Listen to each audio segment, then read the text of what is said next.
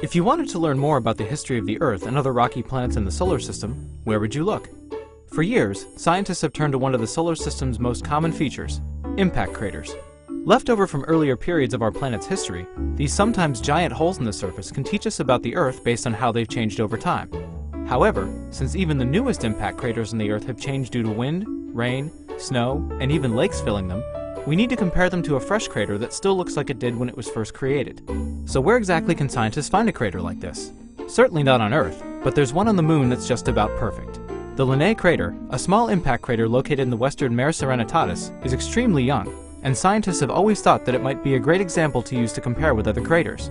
Now, thanks to high-resolution three-dimensional data generated from NASA's Lunar Reconnaissance Orbiter, scientists are sure of it. So why use a crater on the Moon, and why this specific example? Unlike craters on Earth, and even Mars, many moon craters are well preserved because they erode much more slowly. However, despite that, not all moon craters are ideal for comparison. After a crater is first formed, it can be impacted again and again by other objects, which modify its original shape. This is why scientists have been looking for a crater that's not so beaten up, and one that preserves all the telltale signs of how impact cratering works. The Linné Crater fits the bill perfectly. By looking at the data from LRO's LROC instrument, scientists have confirmed that it has remained largely untouched aside from normal wear and tear, which is what makes it so perfect for comparison. They've also discovered some interesting and unexpected things. For decades, lunar scientists counted on the simplest craters, like Linné, as being bowl-shaped. However, thanks to the new data, scientists have discovered that they actually resemble an upside-down cone.